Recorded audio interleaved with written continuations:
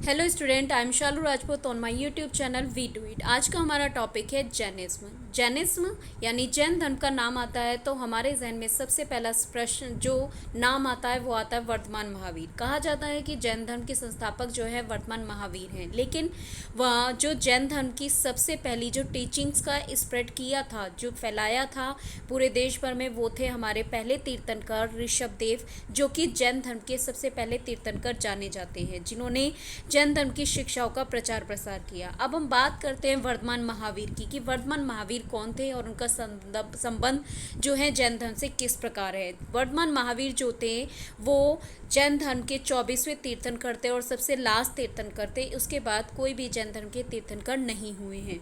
आगे अब हम बात करते हैं वर्धमान महावीर के जीवन के बारे में। महावीर का जो जन्म था वो कुंडल ग्राम नामक गांव में हुआ था, जो कि बिहार में वैशाली के निकट स्थित है। इनके बचपन का नाम वर्धमान था। इनके पिता सिद्धार्थ जो कि जंत्रिका वंश के मुखिया थे और इनकी माता त्रिशला एक लिच्छवी वंश की राजकुमारी थी। जब इनकी उम्र 30 साल की थी तो उस समय में इन्होंने अपना घर, सांसारिक सुख सभी त्याग दिए और जब उन्हें ज्ञान की प्राप्ति हुई तो तब ये वर्धमान महावीर जो थे वो जिन यानी कि विजेता के तौर पर जाने गए। अब बात करते हैं कि इन्हें किस प्रकार से ज्ञान की प्राप्ति हुई। जब 30 वर्ष की उम्र में महावीर ने अपने घर का त्याग कर दिया तो ये ज्ञान की तलाश में इधर उधर घूमने लगे। आगे अगले 12 साल तक वो इसी प्रकार जो है खोज की तलाश में, ज्ञान की तलाश में एक जगह से दूसरी जगह घूमने लगे। वहाँ पे मेडिटेशन की शिक्षाएं ली, लोगों से अनुभव लिया। देन वन डे उन्हें जब वो मेडिटेशन कर रहे थे तब उन्हें रियलाइज़ हुआ कि उन्हें सच्चाई का यानी कि सत्य का ज्ञान हो गया। सच्चाई नहीं, सत्य का ज्ञान हो गया और उन्हें केवलंजन यानी कि ज्ञान की प्राप्ति हो गई है। तो तब उन्होंने, जब उन्हें ऐसा महसूस हुआ तो उन्होंने इसी ज्ञान के बल पर उन्होंने सभी दुख, दर्द और खुशियों पर विजय प्राप्त कर ली और उसी के बाद ये जाने गए जिन और यानी कि द कॉन्क्वर के नाम से जाने गए। और इन्हीं के अनुयायी, जिन यानी जैन, इन्हें इन नामों से जो प्रोनाउंसिएशन इनका इस प्रकार से बोला जाता था तो इसीलिए इनके अनुयायियों को जैन कहा जाने लगा। बात करते हैं इनकी शिक्षाओं की। जब इन्हें ज्ञान की प्राप्ति हुई तो उन्होंने अपने ज्ञान की प्राप्ति को लोगों तक पहुंचाने का निर्णय लिया और वो उस को पहुंचाने के लिए, अपने इस संदेश को पहुंचाने के लिए इधर उधर घूमे। इसमें वो कई सारे महान राजाओं जैसे बिंबिसार, अजातशत्रु के दरबार में भी उन्होंने भ्रमण किया और आम लोगों तक भी अपना जो संदेश था वो आम लोगों तक भी पहुंचाया। और उन्होंने इसको पहुंचाने के लिए आम लोगों की जो कॉमन लैंग्वेज थी, प्राकृत भाषा, उसका इस्तेमाल किया। अब हम बात करते हैं उनकी मुख्य शिक्षाएं क्या थी, वो किस चीज़ का संदेश देते थे।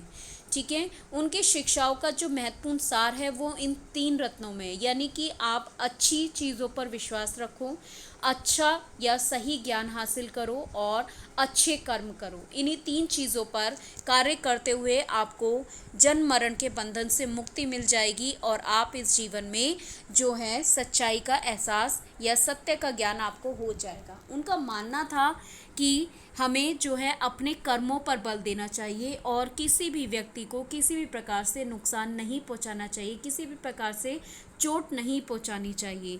यही उनके मेन प्रिंसिपल थे, उनकी शिक्षाएं थी। उनका मानना था कि हमारे जीवन का जो लक्ष्य है वो क्या होना चाहिए, अपनी आत्मा को जन्म मरण के बंधन से मुक्त कराना, जिससे कि व्यक्ति जो है इस संसार में जन्म मरण के बंधन से मुक्त हो जाए, अर्थात उन्हें मोक्ष की प्राप्ति हो जाए। और ऐसा करने के लिए उन्हें 3 रत्नों का इस्तेमाल यानी कि उन्हें 3 रत्नों का पालन करना होगा। That is right belief, right knowledge, right action. अब हम बात करते हैं यहाँ पर इनको उन्होंने कुछ इस तरह से एक्सप्लेन किया है, वो क्या है देखिए। टीचिंग्स ऑफ 24 तीर्थंकर, जो 24 तीर्थंकर थे जैन धर्म के, उन सभी की शिक्षा क्या थी, अहिंसा का पालन करना, इट मीन्स नॉन वायलेंस। अब उनका जो मानना था कि जो व्यक्ति है वो अपने जीवन में इन 4 श्रेणियों में जाता है। नर की प्राप्ति, पशु योनि या मनुष्य की योनि या फिर हेवन या फिर स्वर्ग में देव देव बनना। तो ये सभी जो है ये सभी किस वजह से होता है, उनके कर्मों के आधार पर। उनका मानना था कि मनुष्य अपने कर्मों के आधार पर इन चारों योनियों में जो है अपना जीवन बिताता है।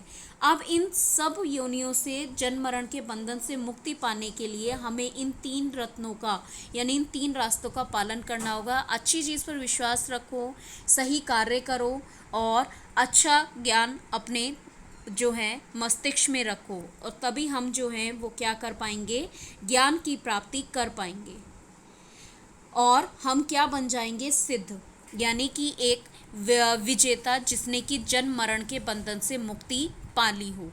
अब बात करते हैं डिवीजन ऑफ जैनिज्म। जैन धर्म जो है जैसे जैसे दूर दूर देशों में या दूर दूर राज्यों में जो है वो फैलने लगा, धीरे धीरे ये जो था दो संप्रदायों में बट गया। वो दो संप्रदाय कौन से थे, एक तो था दिगंबर यानी जिन्हें स्काई क्लेड के नाम से जाना जाता था। दूसरा था श्वेतांबर जिन्हें वाइट क्लेड यानी कि सफ़ेद वस्त्र ओढ़े हुए उन्हें कहा जाता था। दिगंबर स्काई क्लेड मतलब जिसने आसमान को अपने पे लपेट रखा हो, अर्थात जो कोई मतलब जो अब कपड़े ना पहनते हो उन्हीं को दिगंबर संप्रदाय कहा जाता था। और जो सफ़ेद वस्त्रों को धारण करते थे, केवल सफ़ेद ही वस्त्र पहनते थे, उन्हें कहा जाता था श्वेतांबर संप्रदाय। इस प्रकार से जैन धर्म जो था वो दो संप्रदायों में बढ़ गया, एक तो दिगंबर और एक श्वेतांबर।